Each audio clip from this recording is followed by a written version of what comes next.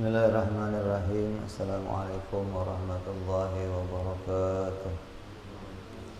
Al-Fatihah ila ruhi sayyidina habibina syafi'ina Rasulullah Sayyidina Muhammad ibn Abdullah sallallahu alaihi wa ala alihi wa ashabihi wa azwajihi wa dhurriyyatihi أن الله يعلي درجاتهم في الجنة ويرفعون بأسرارهم وأنوارهم وعلومهم ونفعاتهم وبركاتهم في الدين والدنيا والآخرة ويجعلنا من حزبهم ويرزقنا محبتهم ويتوفنا على ملتهم ويحشرنا في زمرتهم بالعافية والسلامة ثم الفاتح إلى الحبيب عبد الله بن محسن الأنصاري ثم إلى صاحب الكتاب سن الإمام أحمد الفضلي ثم إلى صاحب شرها من إبراهيم البيجري نفعنا الله به بعلمه في الدارين لهم الفاتحة.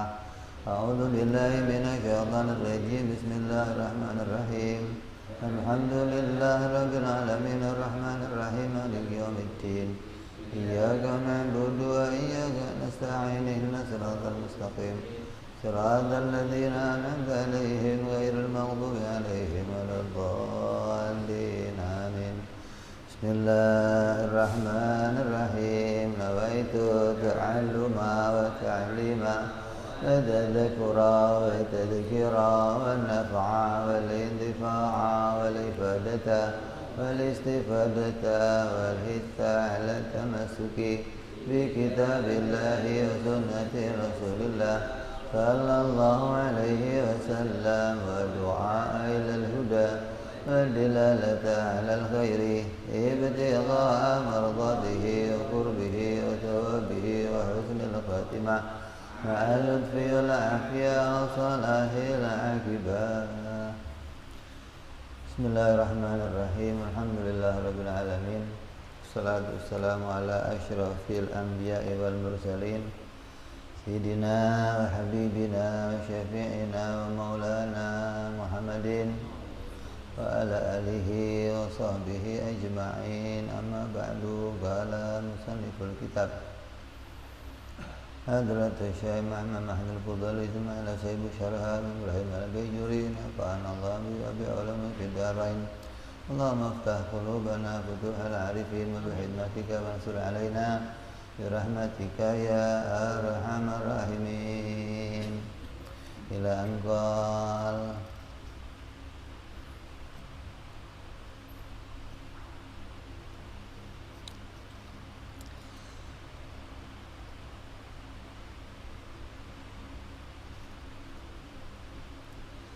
as-sifatu tsalitsatal asyarah.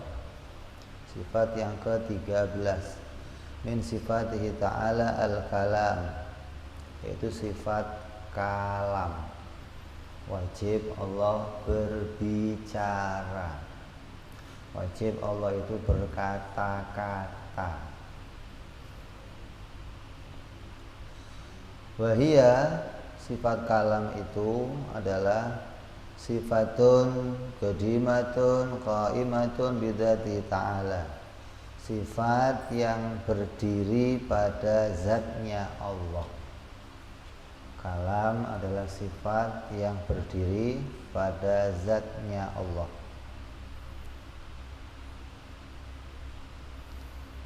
Laisat biharfin wala sautin. Maka kalamnya Allah atau berbicaranya Allah itu tidak dengan huruf dan tidak dengan suara. Allah berbicara tidak dengan mulut. Sifat kalam itu tidak berdiri pada mulut. Karena yang namanya kalam itu enggak harus pakai mulut. Kalam itu sifat yang berdiri pada zat. Maka yang harus kita ketahui dari sifat kalam ini adalah bahwa sifat kalamnya Allah mukhalafah, berbeda dengan sifat kalamnya makhluk. Makhluk ya kalam, makhluk berbicara. Sifat kalamnya Allah adalah sifat kalam yang laisat bi harfin wala sautin, tidak dengan huruf, tidak dengan suara. Maka kalau enggak dengan huruf, enggak dengan suara, berarti kalamnya Allah munazzahatun anit taqaddumi wa ta'akhur. Kalamnya Allah itu tidak ada permulaannya dan enggak ada akhirnya. Karena kalam yang ada awal ada akhir itu pasti ada suaranya. Kalau kalamnya disuarakan atau kalamnya ditulis, pasti ada awalnya, ada akhirnya, ada koma, ada titik. Kalau ada orang ngomong nggak ada komanya gimana? Ada orang ngomong nggak ada titiknya gimana? Malah nggak jelas. Itu kalamnya kita, ada komanya, titik, ada awal, ada akhir. Makanya ada muqaddam, ada khobar, ada mubtada. Itu kalam yang ada awalnya, ada akhirnya. Nah kalamnya Allah nggak begitu, nggak ada khobar, nggak ada mubtada, nggak ada khobar muqaddam, atau muakhar, nggak ada begitu.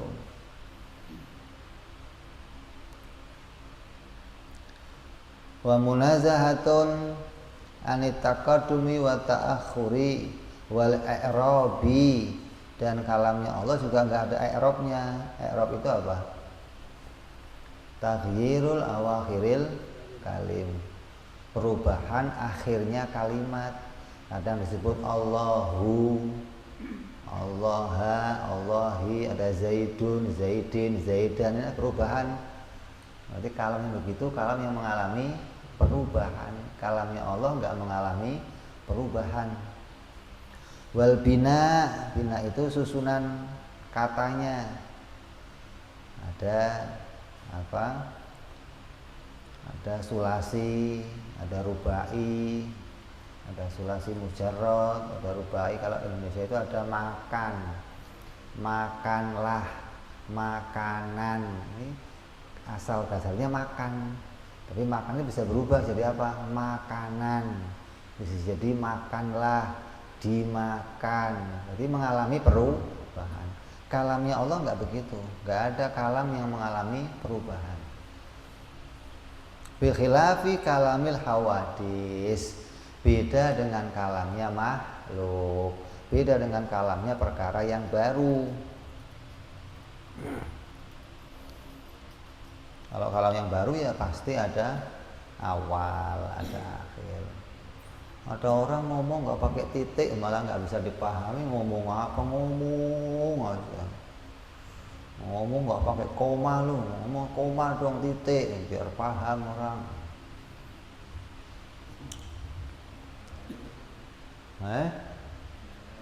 Nggak ada remnya.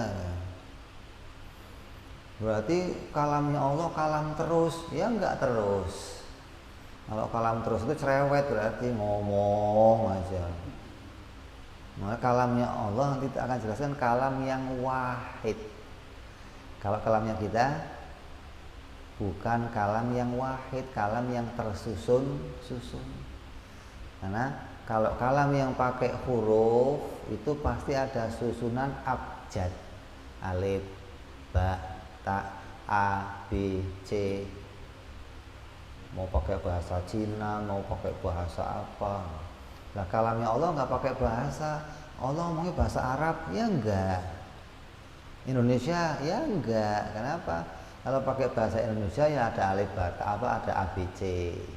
Kalau pakai bahasa Arab alif ba ta. Berarti kalamnya tersusun. Maka kalamnya Allah nggak pakai bahasa apapun. Karena bukan kalam yang pakai suara, bukan kalam yang pakai huruf. Oh berarti pakainya kode. Kode juga ada bahasanya. Ada morse. Ya ada. Titiknya ada komanya. Ada berhentinya, ada awal, ada akhir. Coba morse ketok terus. Orang nggak paham ngomong apa. Morse kok ketok gitu. Morse juga titik, koma, ada jedanya. Itu tanda ABC-nya juga ada. Pakai ini ya ada ABC-nya, ada awal, ada akhir, ada perubahan. Jadi berbeda dengan semua macam-macam kalamnya hawadis. Walaisal muradu bi kalamihi ta'ala al-wajibi lahu ta'ala al-fadhu syarifah al-munazzahata ala nabi sallallahu alaihi wasallam. Dan yang dimaksud dengan kalamnya Allah yang wajib, kalam yang wajib itu berarti disebut kalam sifat, kalam yang berdiri pada zatnya Allah, kalam yang nggak pakai suara, nggak pakai tulisan. Emangnya ada Bib kalam yang begitu, kalam yang nggak pakai suara, nggak pakai tulisan, ada nggak? Ada nggak kalam omongan, nggak ada suaranya, nggak ada tulisannya, ada nggak? Hah? Nggak bersuara, nggak bertulisan, ada nggak? Pada diri kita juga ada. Mana? Kalam hati. Hati kamu ngomong nggak? Hah? Ada suaranya? Ada tulisannya? Kalau kamu mau suarakan, jadinya kalam di mulut, bukan di hati. Kalau kamu mau jadikan tulisan, jadinya surat, bukan kalam di hati. Jadi kalamnya kita yang asli itu kalam yang di hati. Innamal kalam lafil fuad wa innama ju'ila lisana dalilan. Kalam yang asli itu di dalam hati. Makanya orang ente ngomong saya jujur dari lubuk hati saya terdalam. Nah, ini itu kalam asli. Kalau sudah diomongkan, ini sudah dalil. Artinya sudah sesuatu yang mau menunjukkan apa yang di dalam hati. Karena yang di hati nggak bisa kamu keluarin, kamu tampakkan dengan mulut. Kamu kalau mau SMS, mau nulis surat, akan muncul kata-kata. Muncul dari mana? Mesti hatinya ngomong dulu. Setelah hatinya ngomong, baru ditampakkan dengan tulisan. Atau kamu tampakkan dengan suara. Jadi kalam yang asli, yang jadi kalam sifat, itu kalam yang di dalam hati. Kalamnya Allah juga bukan kayak kalam hati kita. Kalam hati itu berdiri di hati. Lah kalamnya Allah berdiri pada zatnya, bukan di hatinya Allah. Allah nggak punya hati. Allah itu nggak punya hati, kejem. Nggak begitu, lo yang kejem. Kalamnya Allah adalah kalam yang disebut kalam nafsi atau kalam sifat. Ya, jadi contohnya ada. Ini jadi pembahasan yang paling panjang. Sifat kalam ini jadi sifat yang pembahasannya paling panjang. Kenapa? Maka disebut ilmu kalam. Bukan ilmu ngomong, ilmu yang pembahasannya paling panjang masalah kalam. Karena berbeda banyak ulama menafsirkan sifat kalamnya Allah. Ada yang ngomong Allah itu ngomongnya pakai suara, tapi suaranya beda sama suara kita.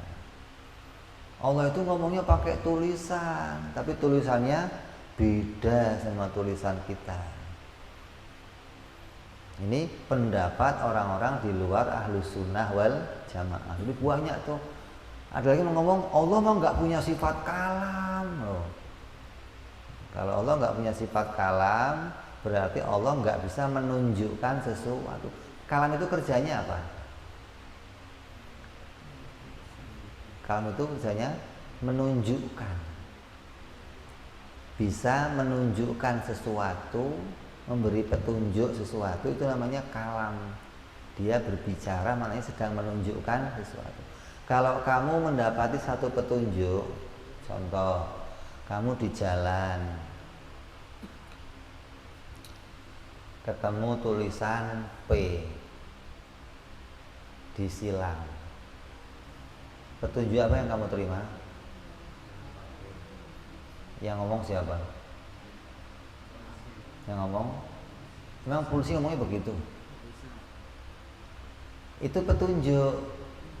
Nah, petunjuk dari siapa? Petunjuk yang dibuat oleh polisi. Kamu sampai ke lampu merah, berhenti. Kalau hijau, jalan. Petunjuk enggak itu? Yang ngomong siapa? Polisi. Emang polisi ngomongnya begitu? Itu namanya kalam yang dibuat oleh polisi. Namanya petunjuk. Semua yang kamu peroleh, yang bisa kamu dapati petunjuk dari sesuatu yang menunjukkan, itu namanya bersifat kalam. Jadi kalam itu nanti ada dua. Ada kalam sifat yang berdiri pada dirinya seseorang. Ada kalam lafat atau kalam dalil. Kalam yang dibuat. Yang dibuat rupanya apa? Bisa tulisan, bisa kode, bisa tanda. Yang dibuat oleh seseorang.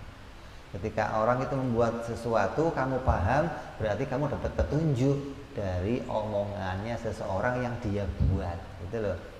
Surat, kamu baca, oh kawan saya mau datang nih ke sini. Kamu paham, berarti dapat petunjuk dari omongannya. Jadi omongan kita pahami dulu ada dua. Ada omongan sifat yang berdiri pada dirinya seseorang, yang kalam itu nggak bisa dipindahkan. Tetap kalam itu pada dirinya sendiri. Nah, ada kalam yang diciptakan atau dibikin oleh seseorang, yang itu bisa dibagi-bagikan untuk yang lain. Kamu kirim surat 10 surat bisa nggak? 100 bisa? Bisa. Kalam yang bisa kamu bagi-bagikan itu namanya kalam lafat atau kalam dalil. Kalau kalam sifat itu nggak pakai suara, nggak pakai huruf. Ya, nyambung dulu ya. Jadi kalamnya Allah yang mau kita bahas di sini namanya kalam sifat, yang disebut tanpa suara, tanpa tulisan. Nah, Mu'tazilah nggak terima nih dengan pendapat kita. Kata Mu'tazilah, nggak ada. Mana ada omongan nggak pakai suara, nggak pakai tulisan. Padahal pada diri kamu juga ada. Artinya Allah menciptakan tanda pada diri kamu yang jadi petunjuk bahwa yang seperti kalamnya Allah itu bisa kamu jumpai, walaupun nggak seperti itu gitu loh. Tapi ada kalam yang nggak pakai suara, nggak pakai tulisan. Kayak Allah bikin diri kamu itu zat yang bersifat. Kan ada kan? Zat itu ada, sifat itu ada. Nah, Allah juga kita sebut zat. Kita sebut juga bersifat. Tapi zatnya ya beda dengan zat kita. Sifatnya beda sama sifat kita. Tapi yang namanya zat bisa kamu ngerti, oh zat itu begitu. Oh sifat begitu. Gitu loh. Nah, Allah juga bikin kalam yang nggak pakai suara, nggak pakai tulisan pada diri kamu. Tapi kalamnya Allah juga nggak begitu, nggak tersimpan di dalam hati. Walaisal muradu bi kalami ta'ala al-wajibi lahu ta'ala al-fadhu syarif. Dan yang dimaksud oleh musannif di sini, yang wajib kita ketahui dari kalamnya Allah yang wajib itu bukanlah kalam yang rupanya tulisan yang diturunkan yang suci, yang diturunkan kepada Nabi Muhammad Sallallahu Alaihi Wasallam yang rupanya Al-Quran. Al-Quran kalamnya siapa? Al-Quran itu kalamnya siapa? Kalamullah apa kalam Rasul? Kalamnya siapa? Kalamullah. Loh, kok ada tulisannya? Katanya kalamnya Allah bukan tulisan, itu kalam yang diciptakan. Petunjuk yang diciptakan oleh Allah untuk kita. Gambarannya itu surat dari Allah gitu loh. Maka isinya apa? Surat Al-Fatihah, surat An-Nas, surat Al-Baqarah, surat Ali Imran, surat Al-Kahfi, sebutnya apa? Surat. Artinya petunjuk yang diciptakan oleh Allah untuk hamba-hambanya. Disebut kalamnya Allah atau surat dari Allah. Lah, yang mau kita bahas bukan surat itu, bukan kalam itu, tapi kalam yang ada pada dirinya Allah, yang wajib, yang nggak pakai tulisan, nggak pakai suara. Li'anna hadhihi hadisun. Karena kalau rupanya Al-Qur'an, Injil, Zabur, Taurat itu omongan yang baru. Artinya baru itu omongan yang diciptakan oleh Allah, yang tadinya nggak ada, lalu Allah menciptakan tulisan. Bukan Allah nulis, bukan, tapi Allah menciptakan tulisan, petunjuk, dalil untuk memberikan informasi kepada kita. Nah, kalau Allah nggak ngasih informasi, ya kita nggak akan ngerti siapa namanya Allah, apa yang Allah perintahkan, apa yang Allah larang, nggak ngerti kita. Maka Allah menjadikan surat, tulisan untuk kita. Nah, tulisan yang dibikin itu perkara baru.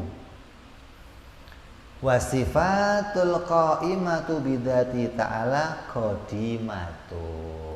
Sedangkan kalam, omongan yang berdiri pada dirinya Allah, itu kalam yang enggak ada permulaannya.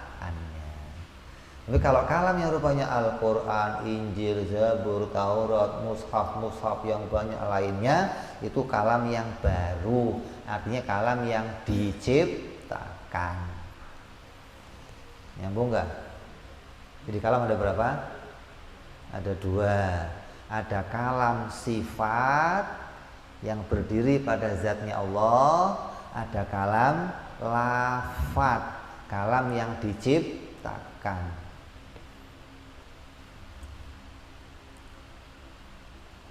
Wa hadhihi mustamilatun ala taqaddumi wa ta'akhuri. Kalau yang rupanya kalam yang baru itu, yang Al-Quran, Injil, Zabur, Taurat, itu ya ada awalnya, ada akhirnya.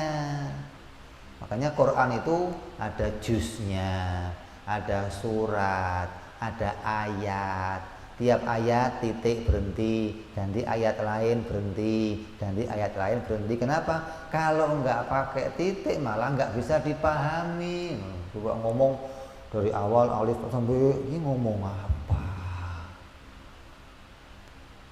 Kamu kalau ngomong sama anak kecil pakai bahasanya siapa? Hah?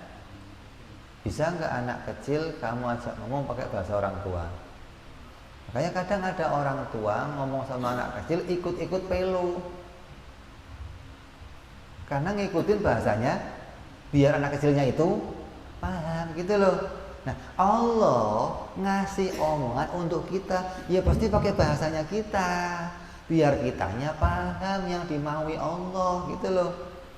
Kalau ngomongnya sama orang Arab pakai bahasa apa? Arab. Ngomongnya sama Bani Israel pakai bahasa apa? Israel gitu. Cuman karena nggak ada nabi yang turun ke Jawa, jadi ada Quran bahasa Jawa gitu.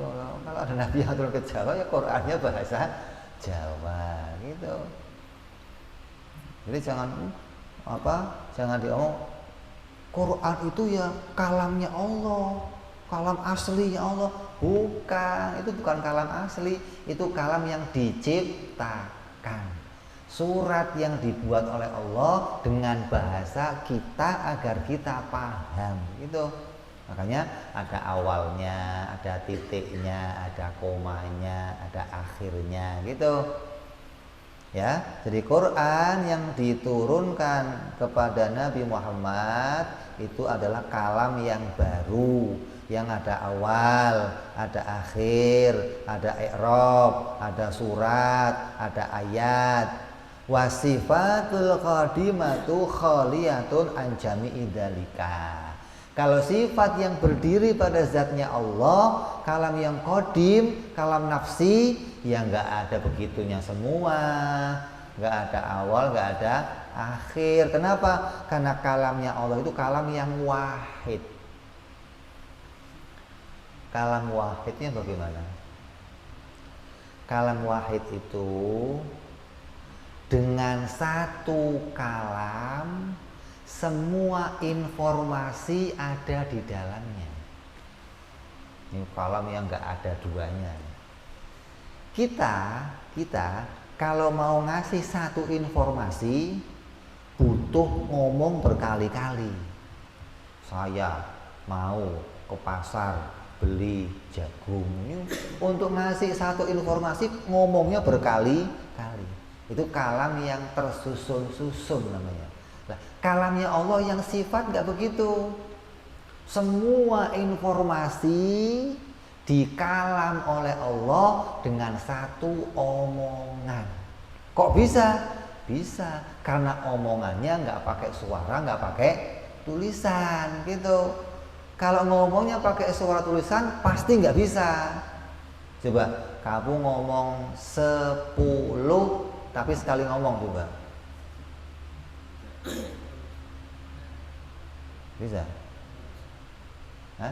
Ngomong aku sekali ngomong coba. Kamu kalau sekali ngomong malah nggak bisa dipahami. Apa? Apa? Justru kita kalau sekali ngomong malah nggak dipahami. Justru kita ngomongnya harus tersusun. Kenapa? Karena ada huruf-hurufnya yang membuat kita akan paham. Itu loh. Jadi kalamnya Allah itu kalam sempurna. Dengan satu kalam semua informasi tersampaikan di situ. Itu disebut kalam yang wahid, yang nggak ada lagi yang punya kalam seperti kalamnya Allah yang demikian. Gitu. Nah, adapun kalam yang sampai pada kita yang rupanya Al-Qur'an, Injil itu kalam yang diciptakan dan itu pakai bahasanya kita agar kita bisa paham. Ya. Jadi asifatul qadimatu khaliyatun an jami'i dzalika. Kalamnya Allah yang rupanya kalam sifat yang berdiri pada zatnya Allah itu nggak ada awal, akhir, i'rab, surat, ayat, juz, nggak ada. Nggak ada bahasa Arab, Indonesia, Ibrani, Suryani, nggak ada bahasa itu, nggak ada. Falaisa fiha ayatun, maka pada kalam yang qadim itu nggak ada ayatnya, wala suwarun, nggak ada suratnya, wala i'rabun, nggak ada i'rabnya, li'anna hadhihi takunu lil kalamil mustamili ala huruf wal aswat. Karena sesuatu kalam yang ada ayat, surat, i'rab, taqaddum, ta'akhur itu kalam yang tersusun, yang disusun dari huruf atau suara. Wasifatul qadimatu, adapun kalam yang menjadi kalam sifatnya Allah yang qadimah, munazzahatun anil huruf wal aswat kama taqaddam. Maka itu suci dari adanya omongan yang pakai huruf atau pakai suara. Maka ini kalau kamu nggak kenal ini, kamu akan bisa tertipu. Jangankan kamu, banyak orang-orang yang kerjaannya wiritan, puasa, zikir, tapa, tertipu dengan kalam ini. Contohnya apa? Ada satu cerita dalam Al-Quran. Nabi Musa alaihissalam itu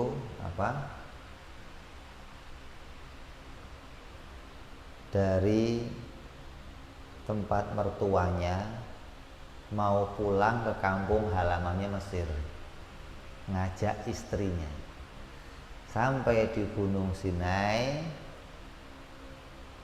berhenti, istrinya suruh tunggu, istirahat di dalam gua.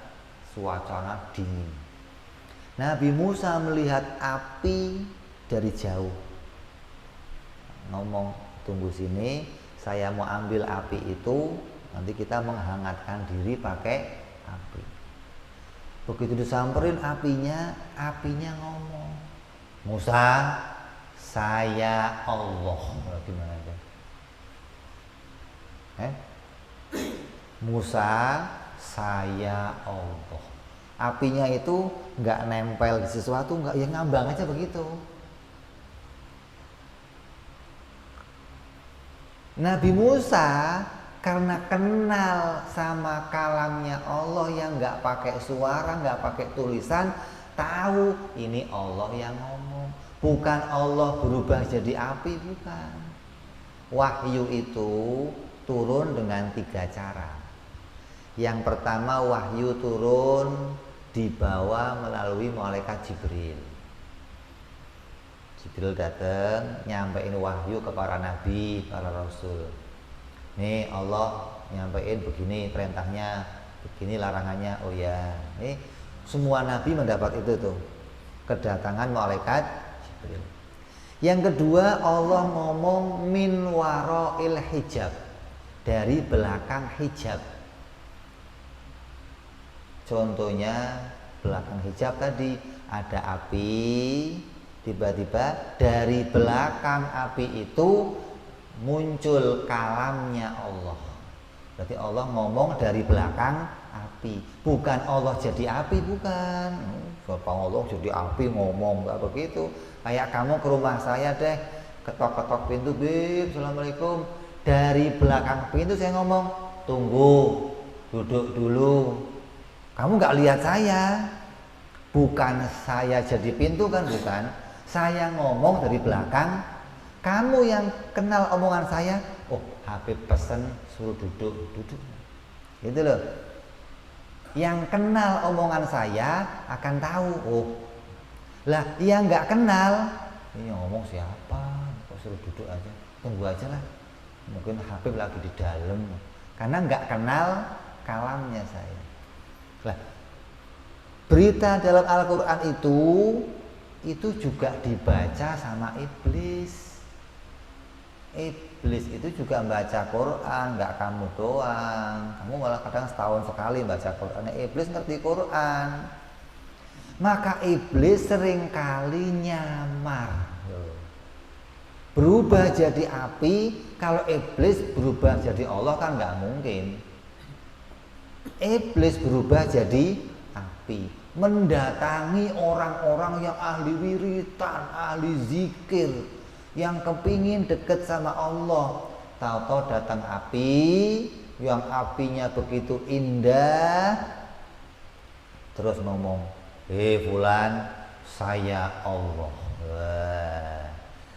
Lah yang denger kalam pakai suara, terus percaya ini Allah, nggak kenal sifat ini, gitu.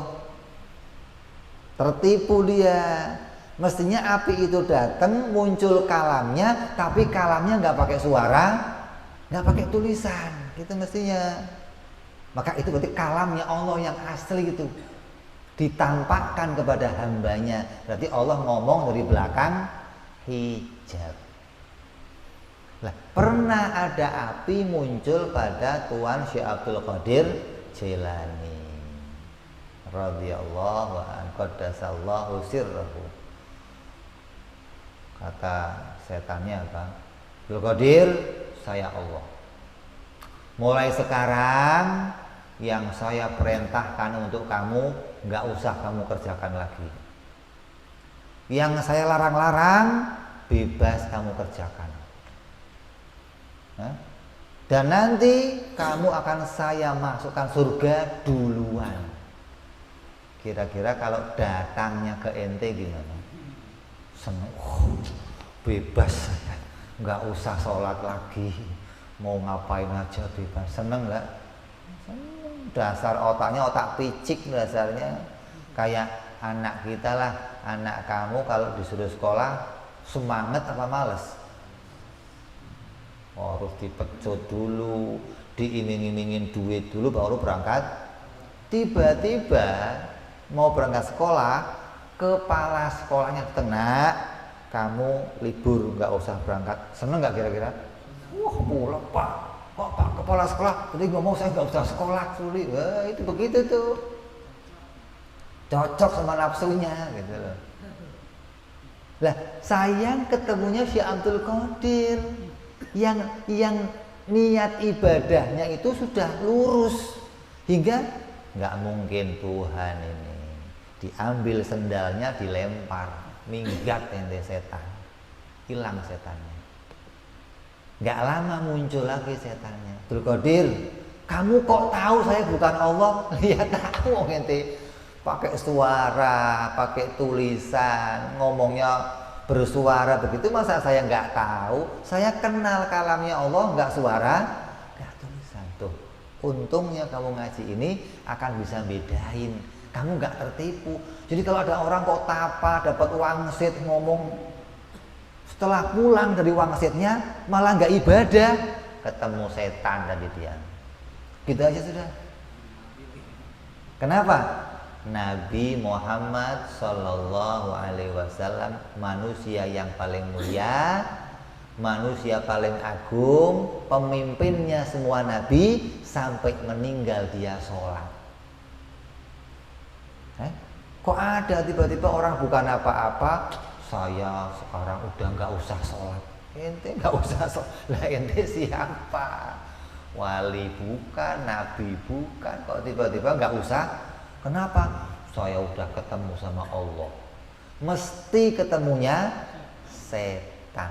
Gitu aja udah. Tertipu dia. Karena nggak kenal sifat kalamnya Allah. Apa kata setan itu? Abdul Qadir, 70 orang yang seperti kamu sudah saya tundukkan. Coba. Ahli wirid, ahli puasa, ahli zikir, gara-gara nggak ngaji sifat-sifat Allah, tertipu sama iblis yang nyamar jadi api. Yang apinya ngomong seakan-akan itu kejadian seperti Nabi Musa alaihissalam. Jadi penting kamu ngaji ini biar kamu nggak tertipu, biar kamu nggak dibohongin sama iblis. Jadi iblis itu kalau ganggu orang, kalau orangnya kayak kita, yang diutus ya cekirimin iblis teri-teri. Nah, kalau sudah ahli wirid itu datang sendiri dia, oh, ini digoda susah. Dia goda sendiri, gimana caranya? Dia ingkar sama Allah, lupa sama Allah, lalai dengan cara yang paling Maka cara yang ditiru, cara yang datangnya kepada para nabi.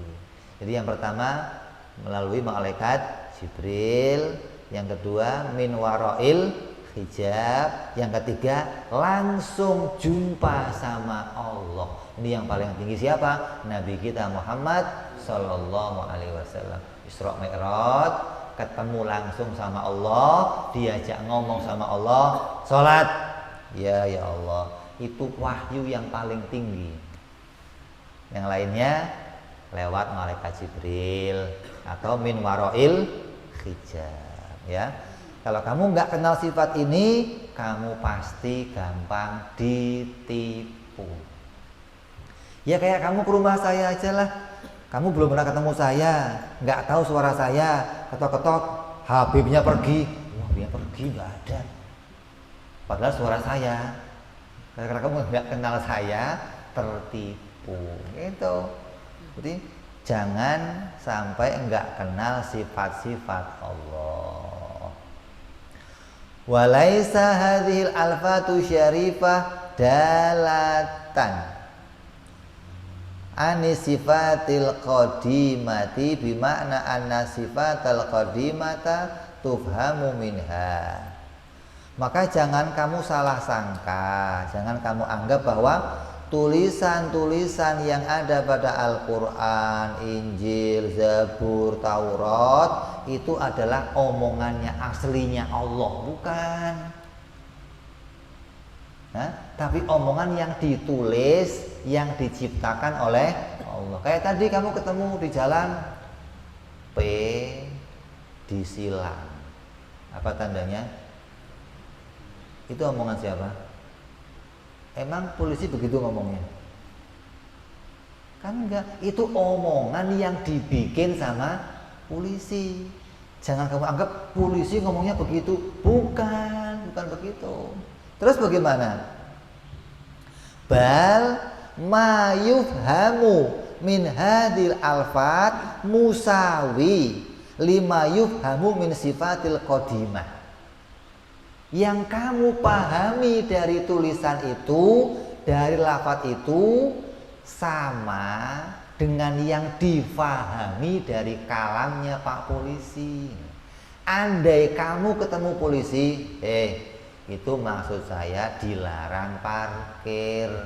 Oh, jadi tulisan yang kamu pahami dilarang parkir, maknanya akan sama dengan makna yang diomong sama polisi, gitu loh.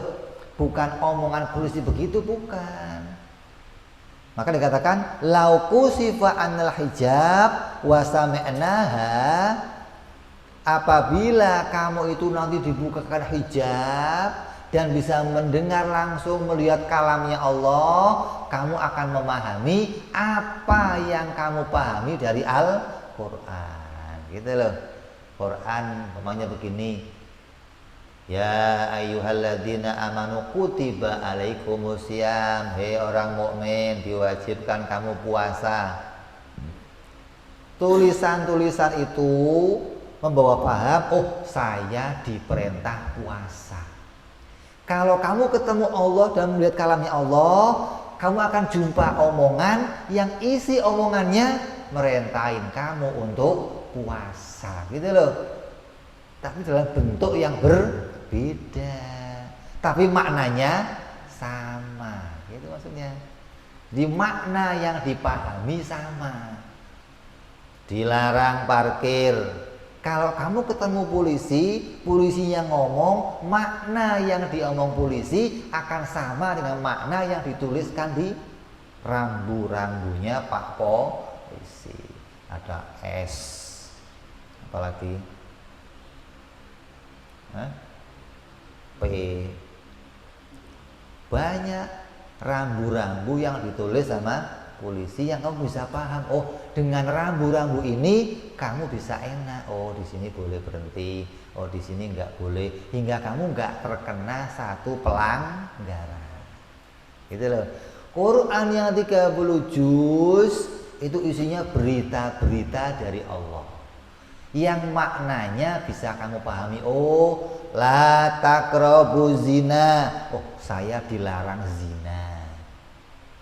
Kutiba alaikumusiyam. Oh, saya diperintah puasa. Tulisan itu membawa kita paham. Oh, saya disuruh puasa lah. Makna yang kamu pahami, maknanya nih, kamu paham, kamu diperintah puasa. Kalau kamu ketemu Allah, mendengar kalamnya Allah, kamu akan paham, oh, saya diperintah puasa. Langsung dari kalamnya Allah. Jadi jangan dipahami Allah ngomongnya pakai tulisan begini sama dengan kalamnya Allah yang pada zatnya. Enggak sama. Allah kalau kau ketemu la taqrabu zina, enggak begitu, enggak. Oh. Bukan Allah melafazkan Al-Quran nanti pada kalamnya, bukan. Tapi makna yang ada pada kalamnya Allah yang nggak pakai suara, nggak pakai tulisan, akan bisa kamu pahami sama dengan makna yang pakai tulisan tadi, gitu loh. Ya, satu makna tapi beda keadaannya. Wahasiluhu, maka kesimpulannya, ana alfadho hadihi, maka tulisan-tulisan yang kita peroleh dari para nabi, Quran, Injil, Zabur, Taurat dan yang lainnya, tadulu ala makna, menunjukkan kepada sebuah makna. Tulisan ini menunjuk pada sebuah makna. Ada larangan, ada perintah, ada janji, ada ancaman. Siapa yang melakukan perbuatan maksiat akan kumasukkan neraka. Apa itu namanya? Ancaman. Siapa yang ngerjain kebaikan, saya masukin surga. Apa itu? Janji yang baik. Ini maknanya kamu pahami. Oh, Allah ngancem saya nih. oh Allah janji ini yang baik, kamu bisa dapat makna-makna di dalam Al-Quran. Wahada makna, maka makna yang kamu peroleh itu musawin, sama lima yuhamu min kalamil qadim qaimah bidzatihi ta'ala. Akan sama maknanya dengan kalam yang kamu jumpai pada zatnya Allah subhanahu wa ta'ala. Bukan Allah yang ngomong lotok robu zina, enggak begitu. Tapi makna dari kamu dilarang zina itu akan ada pada kalamnya Allah yang enggak pakai suara, enggak pakai tulisan. Nyambung enggak? Gambarannya tadi aja. Omongan polisi yang pada dirinya polisi dan omongan yang dibuat sama, kan beda kan? Tapi maknanya sama. Tapi bentuk omongannya ya beda juga. Bukan polisi P silang, kan nggak begitu. Apa P silang? Kan polisi, walaupun tulisan yang dibikin P silang, tapi polisi kan nggak begitu ngomongnya. Ijo, kok ijo? Jalan maksudnya. Oh, kalau ijo disuruh jalan, merah berhenti. Makna yang kamu tangkap sama dengan makna yang diomong sama polisi, tapi kalamnya ya berbeda, gitu loh mestinya. Nyambung ya? Ini kalau nggak paham nanti dianggap Allah itu ngomongnya kayak Al-Quran, cuman yang ini ditulis, yang Allah langsung pada enggak begitu, enggak. Yang sama itu maknanya. Hanya yang ini maknanya kamu tangkap dengan tulisan, yang itu maknanya kamu tangkap dengan kalam yang langsung pada dirinya Allah, yang nggak pakai huruf, nggak pakai suara.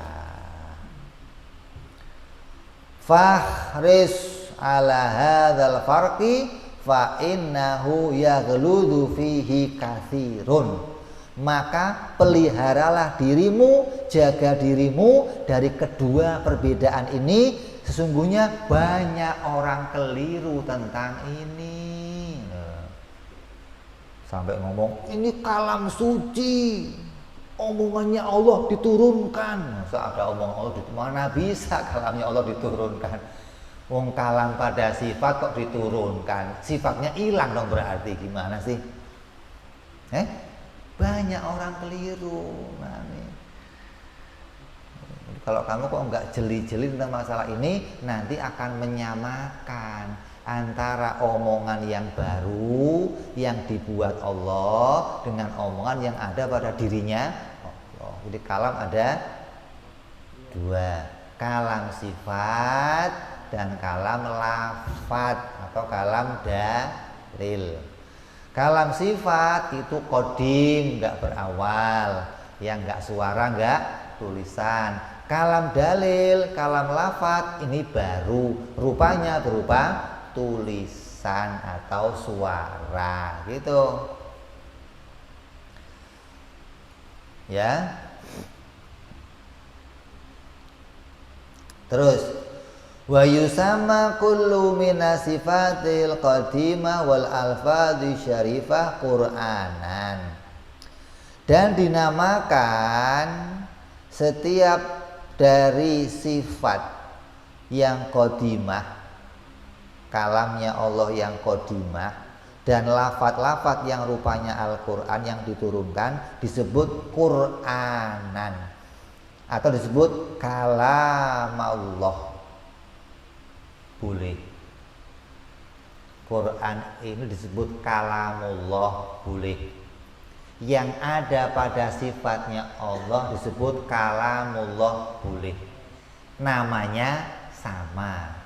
Karena memang yang kita terima ini omongan siapa? Omongan Allah. Boleh kamu sebut ini Quran. Yang pada Allah juga disebut Quran, boleh dinamai sama. Tapi dalam bentuk yang berbeda. Illa, kecuali bedanya anna al-badhu syarifah makhluqatun maktubatun fil lauh. Lafat-lafat yang diturunkan kepada kita yang rupanya Al-Quran itu adalah makhluk diciptakan oleh Allah, dibuat oleh Allah. Maktubatun yang ditulis fil lauh, yaitu yang ditulis di dalam papan yang ada di Lauhil Mahfuz. Al-Mahfuz nazala biha Jibril alaihi salam, yang diturunkan oleh malaikat Jibril. Jadi Allah menciptakan berita.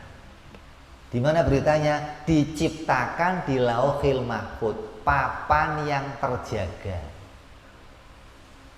Di Lauhil Mahfuz itu Allah ciptakan tulisan-tulisan yang banyak, yang satu huruf tulisannya itu segede gunung. Satu hurufnya segede gunung.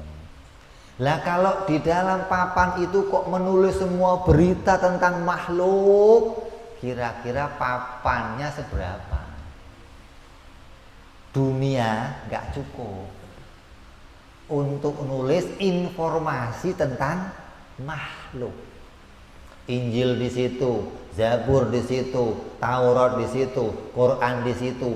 Nasibnya semua makhluk di situ. Gambarannya skenario, gitu loh. Allah bikin papan skenario yang setiap hurufnya segede gunung. Kira-kira papannya seberapa? Maka malaikat Jibril, Allah perintahkan Jibril berangkat ke Lauhil Mahfuz, salin Injil, salin Zabur, salin Al-Quran. Maka Jibril menulisnya. Terus dibawalah ke para nabi, gitu. Asalnya dari lafaz-lafaz yang Allah ciptakan di Lauhil, bukan Allah tulis, bukan Allah nulis, bukan Allah menciptakan, kun fayakun jadi, gitu loh. Jadi skenario yang lengkap di situ tentang cerita dunia dari awal sampai akhir. Semua tertera di Lauhil Mahfuz. Nah, bedanya apa? Injil, Zabur, Taurat ditulis oleh malaikat Jibril pada satu papan. Papannya dibawa langsung diserahkan ke nabinya. Bisa, nih Injil. Zabur, nih Zabur Musa. Apa? Nabi Daud. Taurat, nih Nabi Musa. Dari Lauhil Mahfuz ditulis langsung diserahkan satu lembar, satu papan, gitu. Beda sama Al-Quran. Al-Quran nazala biha Jibril alaihi salam ala Nabi sallallahu alaihi wasallam ba'da an-nuzilat fi lailatul qadar fi baitil izzah. Jibril datang ke Lauhil Mahfuz, nulis pada satu papan, tapi nggak langsung dibawa ke Nabi Muhammad. Turun dulu ke namanya Baitul Izzah. Apa itu Baitul Izzah? Langit yang pertama. Langit ada berapa? 1, 2, 3, 7. Dari langit yang ketujuh dibawa tuh Lauhil Mahfuz, dibawa tulisannya ke langit yang pertama. Ditaruh di situ papannya. Kemudian Jibril turun ke Nabi membacakannya. Nggak dikasih langsung, enggak. Oh, bedanya nih. Kalau yang lain Nabi lain langsung dikasih nih. Nabi lain langsung dapat segeblek begitu. Kalau Rasulullah enggak, dibacakan selama 23 tahun. Kadang turun 5 ayat, turun 1 surat, turun 2 ayat, turun satu-satu itu turunnya selama 23. Kenapa? Diturunkan sesuai satu kejadian. Kejadian pertama turun begini, ada begini, Allah kasih wahyu, solusinya ini. Besok kesini lagi turun ayat, solusinya begini. Hingga orang tahu, oh Quran ayat ini turun waktu kejadian itu. Oh ayat ini, hingga orang paham tentang Al-Quran. Maka ada namanya asbabun nuzul, sebab turunnya ayat. Waktu perang turun ayat ini, waktu Nabi di Gua Hira turun ayat ini. Hingga para ahli tafsir bisa memahamkan kita tentang maksudnya Al-Quran. Kenapa? Karena sesuai kejadiannya. Lah kalau kitab lainnya keder, ini kejadiannya apa, mak geblek turun langsung gepok begitu, gimana? Jadi bedanya Al-Quran sama kitab-kitab yang lain. Turunnya dari langit yang ketujuh ke langit yang pertama itu turun pada malam Lailatul Qadar. Semua kitab diturunkan Ramadan. Semua. Injil Ramadan, Taurat Ramadan, Zabur Ramadan, Quran. Lah kok sudah ada Ramadan, Bib? Nama Muharram, Safar, Rabiul Awal, Rabiul Akhir, Jumadil Awal, Jumadil Akhir, Rajab, Sya'ban, Ramadan, Syawal, Dzulqa'dah, Dzulhijjah, itu sudah ada sejak zaman Nabi Adam. Bukan baru muncul sekarang, bukan. Nama-nama bulannya sudah ada sejak zaman Nabi Adam. Adapun tahun Hijriyah itu sejak hijrahnya Nabi Muhammad SAW yang disepakati oleh Sayyidina Umar. Mulai dihitung Hijriyah tahun, kalau nggak tahun keder. Ya keder dong. Kenapa? Ada kejadian nih. Ini kapan Ramadan? Ramadan kapan? Kan bingung. Maka dimulailah tahun. Dihitung bukan sejak lahirnya Nabi, tapi sejak hijrahnya Nabi Muhammad Sallallahu Alaihi Wasallam. Dari Baitul Izzah dia 2 kali turun nih.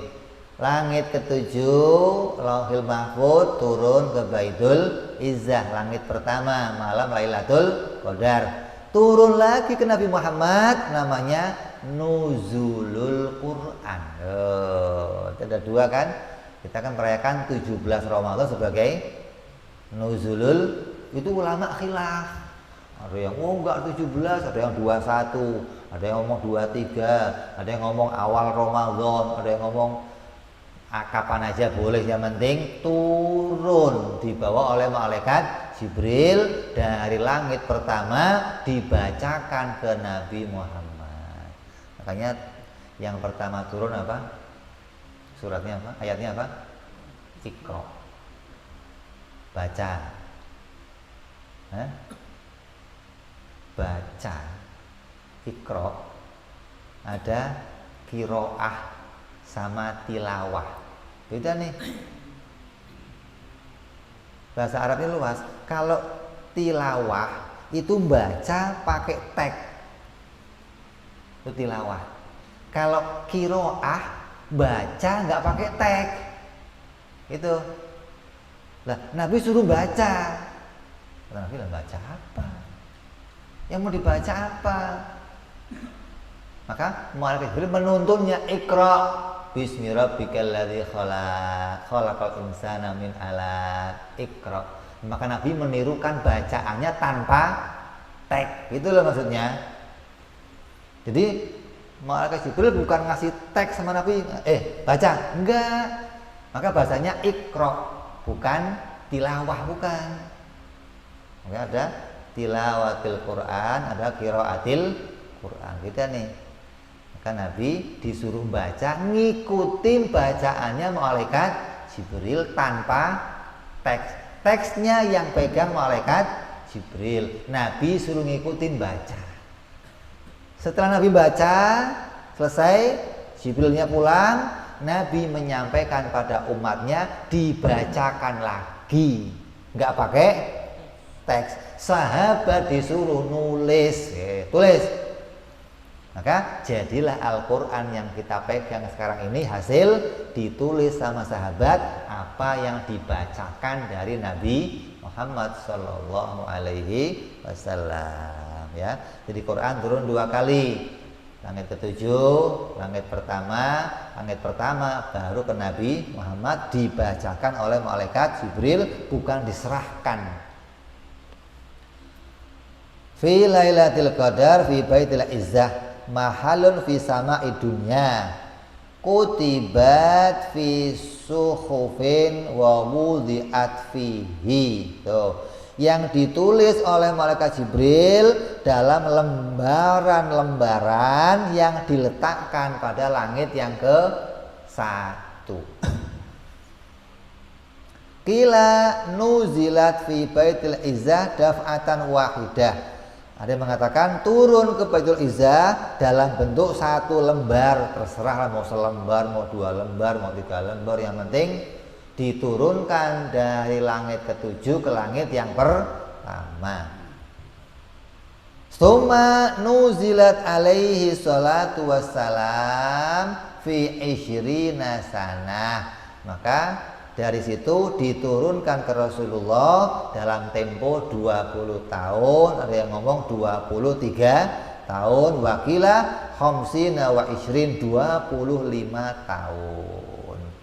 Artinya setahap demi setahap dibacakan oleh malaikat Jibril alaihissalam.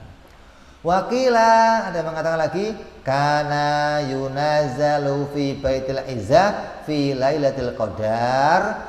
Turunnya dari Baitul Izzah juga pada malam Lailatul Qadar. Bi qadrin ma yunazalu kullasanatin.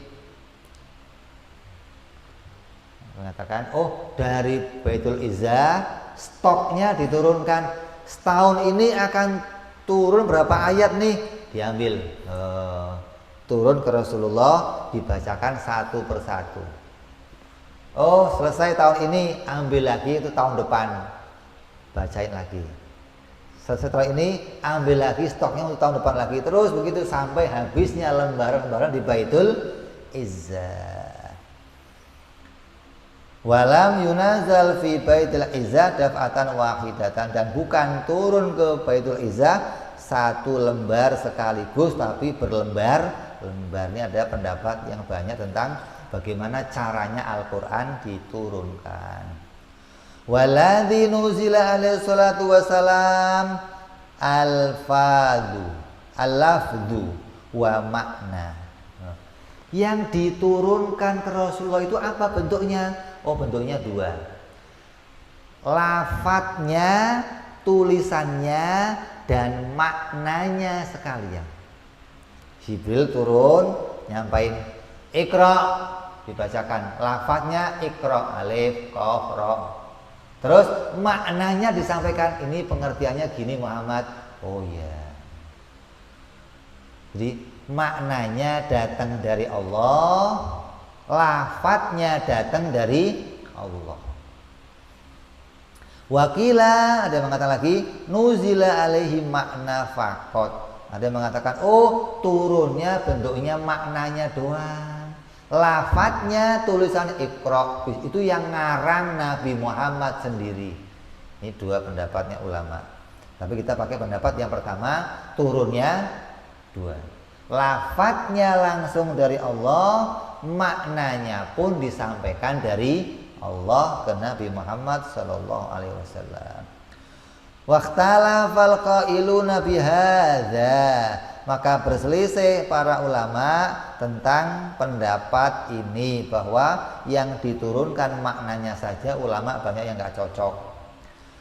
Aburan Nabi sallallahu alaihi wasallam anil makna, maka sebagian mengatakan Nabi yang menyampaikan sampai maknanya ke Rasul bilafdi min indihi, dan lafadznya langsung dari Nabi sendiri.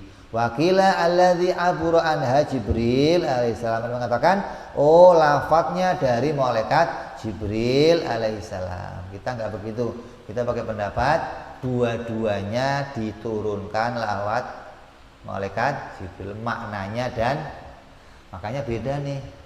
Ada Al-Quran, ada hadis. Bedanya apa? Hadis kan wahyu, Quran wahyu. Nah, di sini bedanya. Al-Quran turun dua, lafaz dan makna dari Allah dua-duanya. Kalau hadis maknanya dari Allah, lafaznya dari Nabi. Nabi yang nyusun kata-katanya. Dikatakan Nabi itu al-jawami'il kalimi. Nabi itu kalau ngomong sedikit tapi maknanya luas. Nabi itu orang yang pinter dalam bahasa hingga bisa ngomong sedikit dengan makna yang tapi namanya hadis. Ada hadis nabawi namanya, yaitu kata-kata yang disampaikan oleh Nabi Muhammad Shallallahu Alaihi Wasallam. Dari mana? Dari makna yang disampaikan malaikat Jibril. Kayak beginilah, Muhammad itu nanti kalau orang yang ngerjain ini dapat pahala. Rasul nyusun kata-katanya sendiri kepada umat, gitu loh. Disebut namanya hadis. Makanya ketika Nabi ngomong hadis, Nabi ngomong jangan dicatat. Kalau Quran catat, bedanya di sini. Maka hadis itu dicatat setelah berapa tahun Nabi meninggal. Sahabat yang masih hafal hadis mencatatnya. Ketika Nabi masih hidup, yang dicatat hanya untuk apa? Untuk bedain.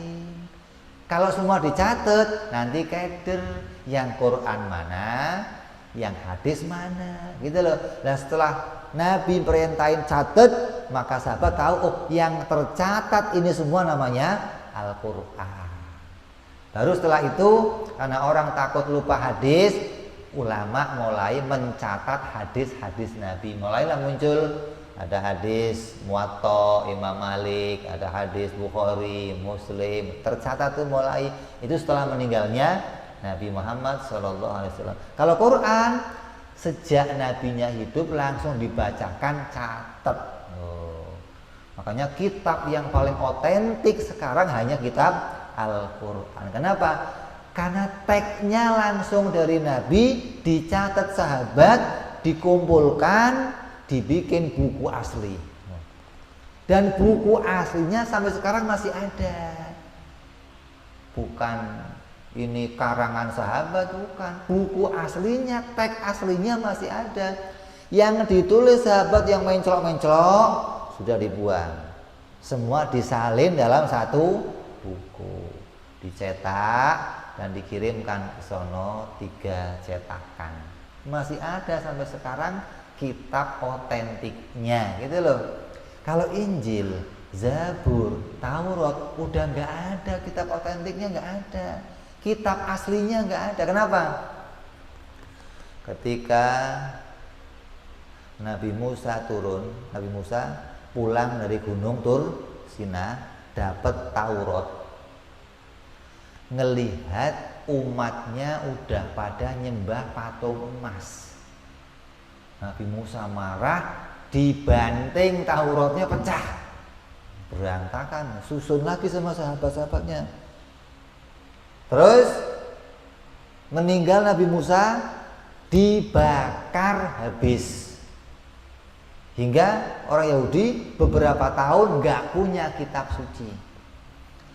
Setelah itu baru yang masih hafal nulis kembali. Jadi kitab otentiknya udah nggak ada. Injil udah nggak ada. Zabur udah nggak ada. Semuanya yang diingat sahabatnya dicatat, gitu loh. Makanya ada yang nambahin, ada yang ikut urun, ada yang ngurangin, ada yang pesen tambahin ini dong, tambahin ini dong. Kayak di Injil cetakan tahun sekian itu ditulis babi, binatang yang bercakar itu haram. Injil cetakan sekarang ditambahin babi hutan. Ada pesanan tambahan kasih hutan. Kenapa? Yang kota jadi halal, gitu loh. Yang haram Nah kan kalau babi haram itu seluruh babi. Kalau ditambahin hutan, berarti yang di kota. Jadi babi yang putih-putih itu ini tambahan ya. Makanya kata Quran apa? Semua kitab yang terdahulu sudah ditambahin, disusupin. Karena apa? Ada orang-orang yang mencari keuntungan. Wani piro tak tambahi wani piro. Jadi terima pesanan. Jadi kitab yang otentik sampai sekarang hanya kitab Al-Quran. Ya, jadi kamu harus paham ini.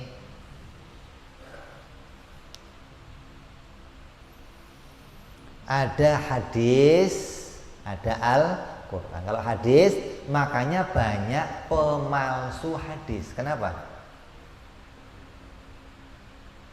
Kenapa kok ada palsu hadis? Karena lafadznya yang bikin manusia.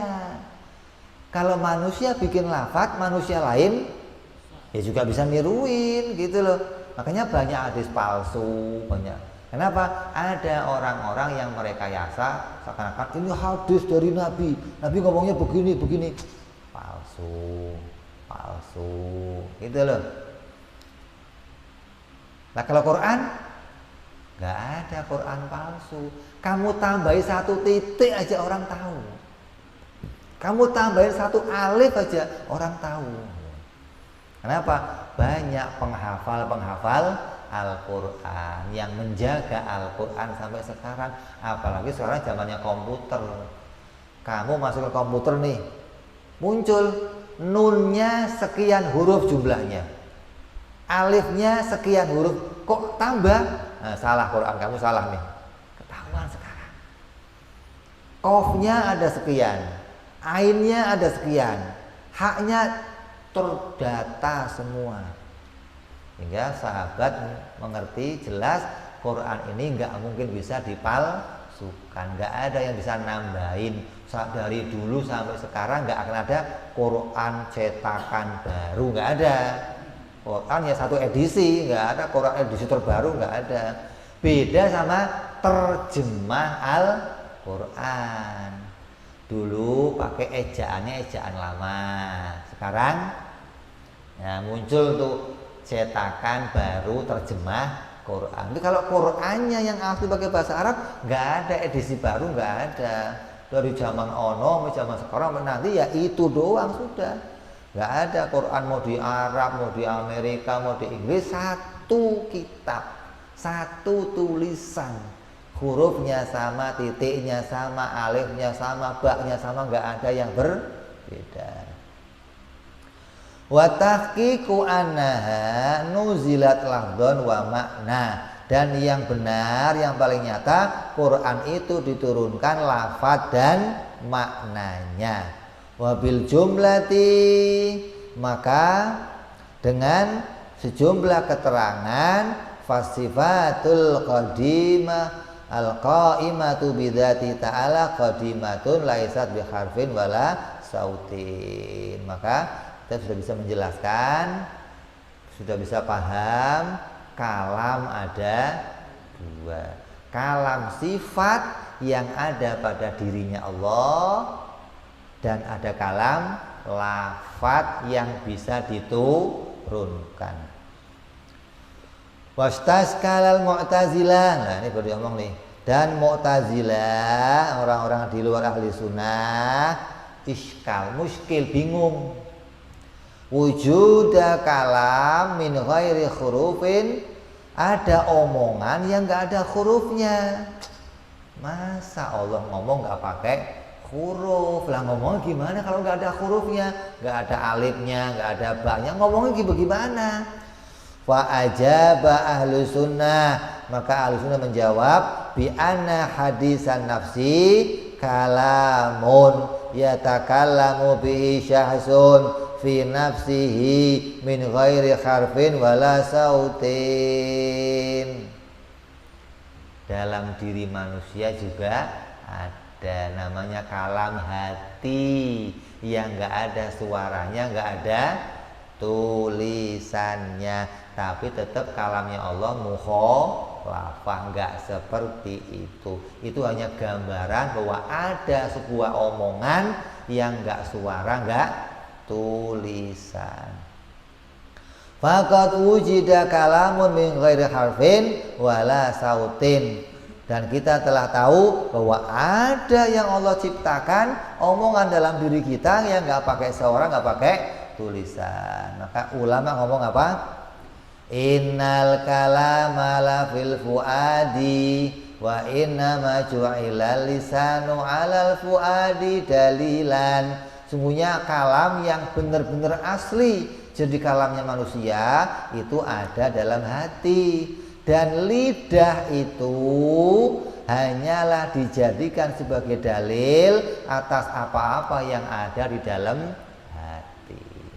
Kamu nulis muncul dari hati, kamu suarakan muncul dari hati.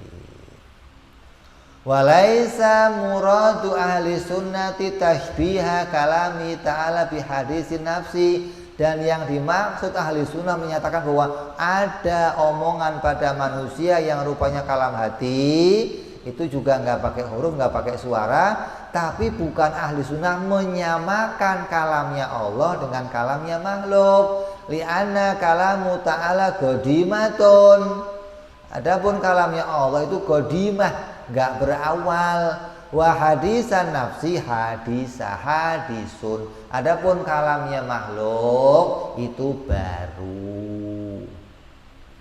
Bal muraduhum, yang dimaksud oleh mereka ar-raddu al-mu'tazilah, itu hanya tujuannya ahli sunnah itu untuk mengerot pemikiran Mu'tazilah yang mengatakan tidak ada, nggak mungkin ada tuh omongan yang nggak pakai suara, nggak pakai tulisan. Fi qaulihim, dalam ucapan mereka, la yu'khadhu kalamun min ghairi harfin wala sautin. Yang mana ucapan Mu'tazilah mengatakan bahwa tidaklah didapati adanya ucapan yang nggak pakai suara, nggak pakai tulisan. Ahli sunnah bisa buktiin ada. Mana? Kalam hatinya manusia, walaupun kalamnya Allah yang enggak di dalam hati. Kalau kalamnya Allah dalam hati berarti kalam yang baru. Maka kalamnya Allah qadim, tidak berdiri dalam hati. Ya, jelas ini ya. Terus wa dalilu, kemudian dalil wujubi kalamilahu ta'ala qauluhu ta'ala wa kallamallahu Musa taklima. Apa sih buktinya kalau Allah bersifat kalam? Buktinya Allahnya ngomong. Apa omongannya Allah? Wa kallamallahu Musa taklima. Aku sudah benar-benar ngajak ngomong Musa. Nabi Musa itu betul-betul langsung mendengar kalamnya Allah min warail hijab. Menunjukkan apa? Allah betul-betul bersifat kalam. Gitu loh. Bukan cuma dikasih tulisannya doang, tapi langsung diajak ngomong walaupun dari belakang hijab. Karena yang diajak ngomong langsung siapa? Hanya Nabi Muhammad Sallallahu Alaihi Wasallam. Nabi Musa ngomong di belakang hijab, nggak lihat Allahnya, tapi lihat kalamnya. Berarti langsung diajak ngomong, tapi nggak lihat Allah. Kalau Rasulullah, Nabi kita, lihat Allahnya dan lihat kalamnya, sempurna. Tidak ada Nabi yang lain yang mendapatkan itu. Bahkan malaikat Jibril nggak mendapatkan itu. Utusannya Allah nggak. Cuma apa? Jibril naik ke langit, Lauhil Mahfuz, tulis, sampaiin. Nggak langsung dari Allah, enggak. Gitu loh. Hanya yang langsung pertama Nabi Musa dari belakang hijab. Yang kedua Rasulullah yang langsung jumpa mendapat kalamnya Allah. Jadi dalilnya apa? Buktinya Allah ngomong, kata Allah, saya udah ngajak ngomong Nabi Musa. Faqad asbata li nafsihi kalam, maka Allah telah menetapkan pada dirinya bahwa Allah bersifat kalam.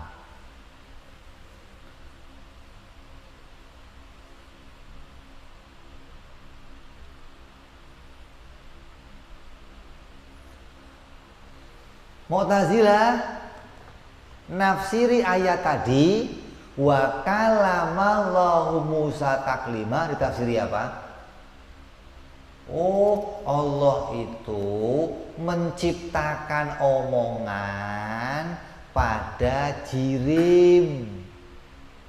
Terus jirimnya ngomong sama Nabi Musa. Bukan Allahnya langsung ngomong sama Nabi Musa. Itu bertafsiran. Kenapa?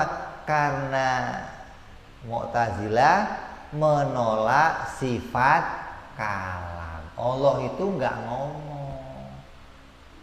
Nah, kalau Allah nggak ngomong gimana?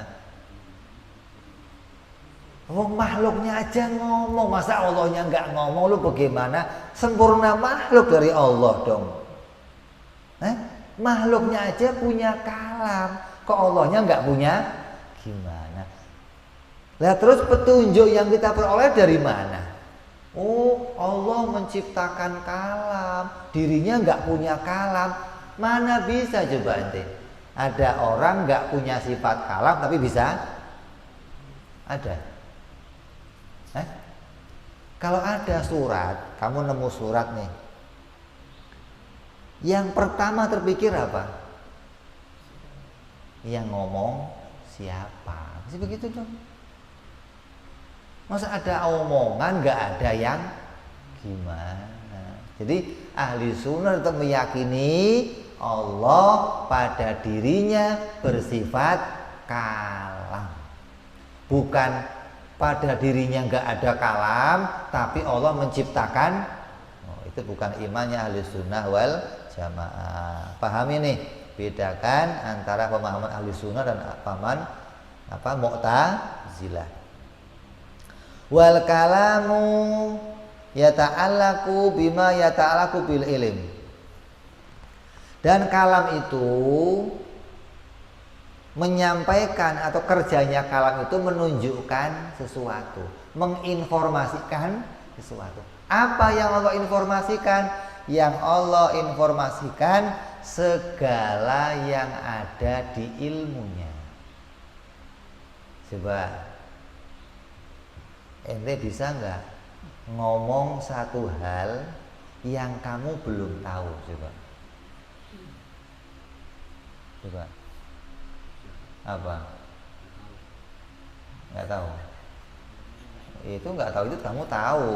Kalau kamu itu nggak tahu, kamu bisa ngomong. Makanya yang kamu belum tahu satu omongan, kamu omongin, bisa.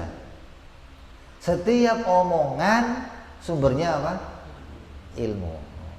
Tahu dulu baru bisa ngomong. Nah, Allah menginformasikan apa? Menginformasikan yang Allah ketahui.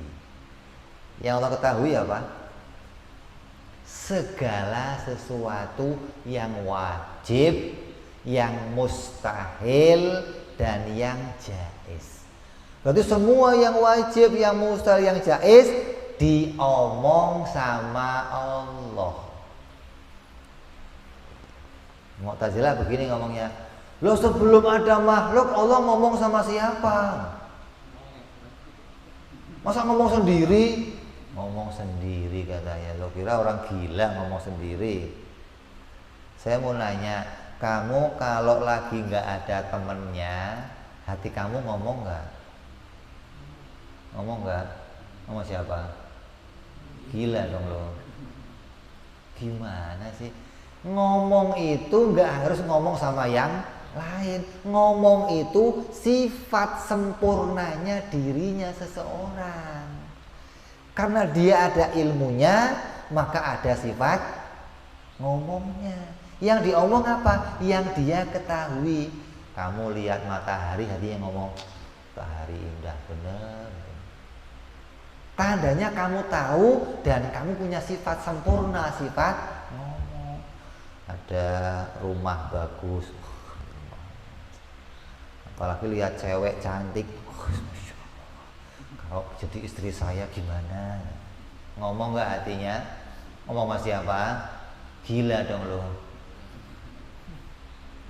Masa begitu Tuhan dikenalnya? Ini orang yang pikirannya picik, nggak kenal sifat Allah, mutusin kalau Allah punya sifat kalam dan kalamnya qadim, berarti sebelum ada makhluk Allah ngomong sama siapa?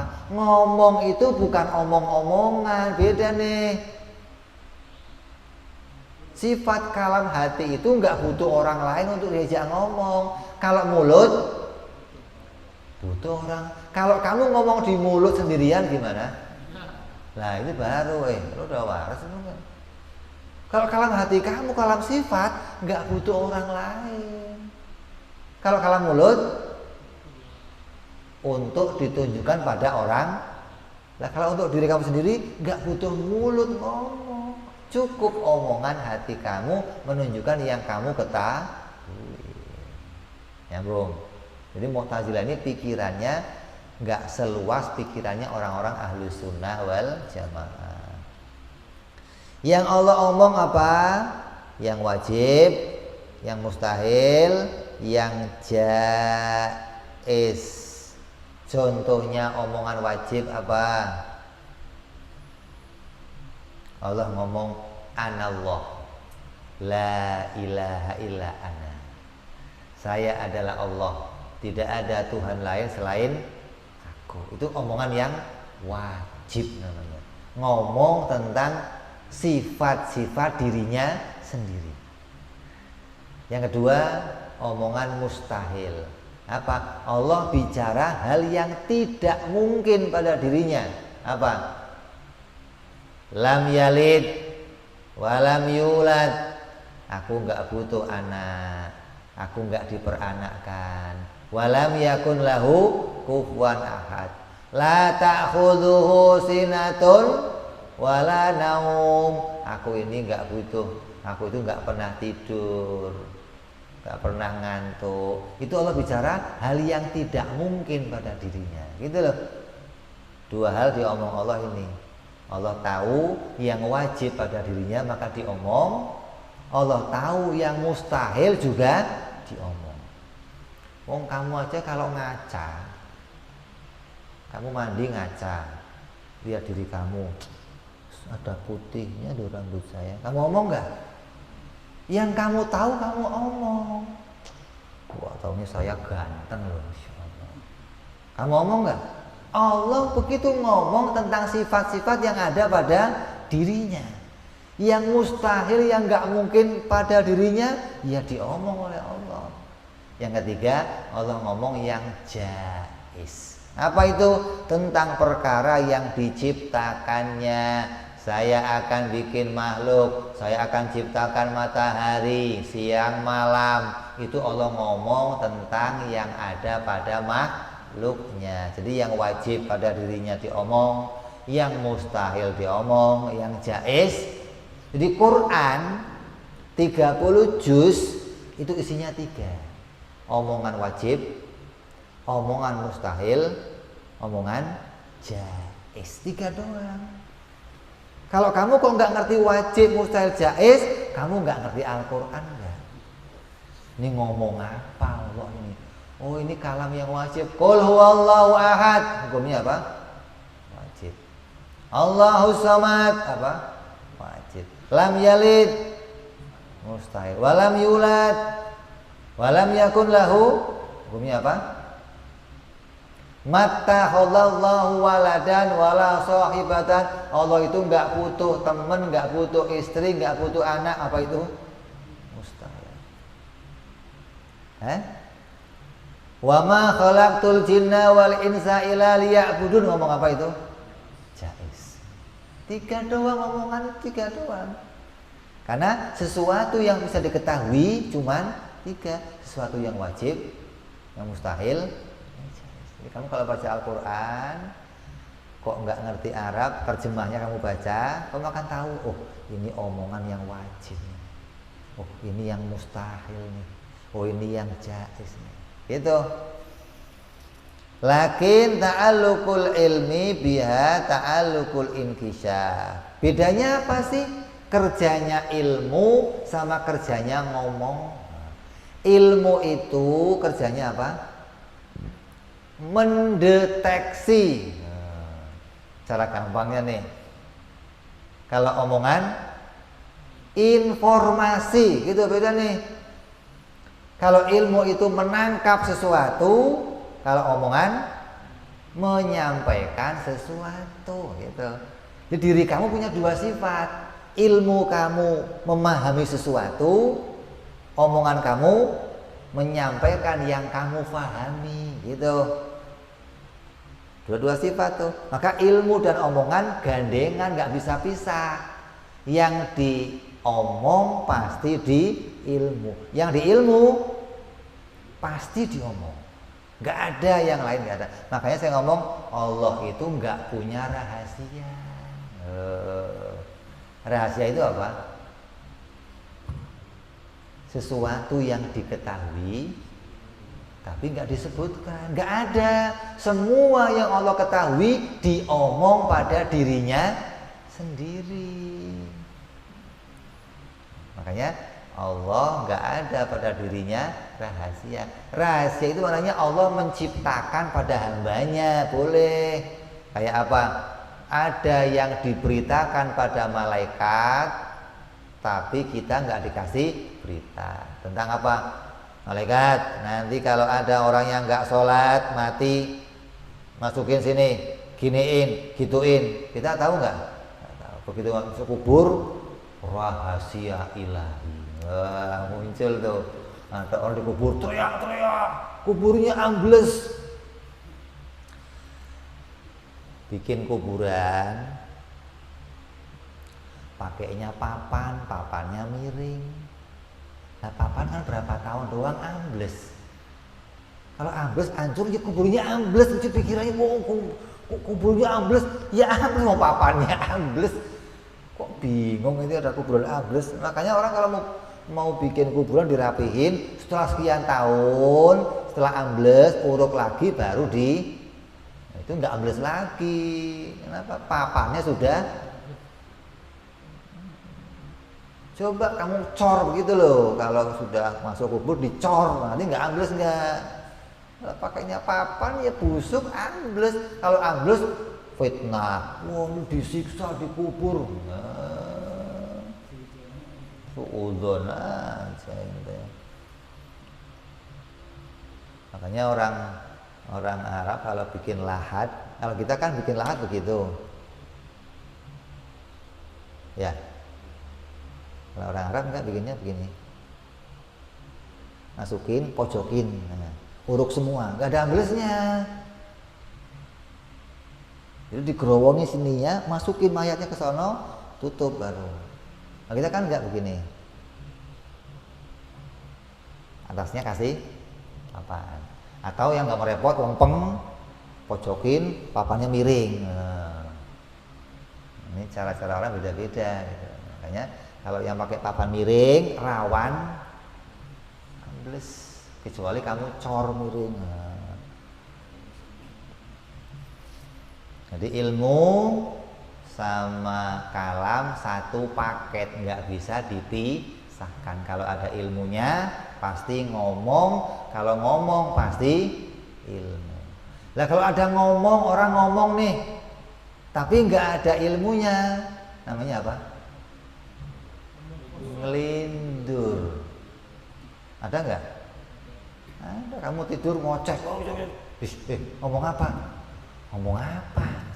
Tadi kamu ngomong, nggak tahu. Oh, ngelindur berarti. Orang gila ngoceh, tanyain kamu ngomong apa? Nggak tahu. Namanya yang diomong bukan dari ilmunya, namanya ngelindur, ngigo. Kalau ada orang kok ngucapin la ilaha illallah tapi nggak ngerti maknanya, artinya apa? Ngelindur, lu ngigo. Atau bio itu bisa ngomong la ilaha, bisa nggak?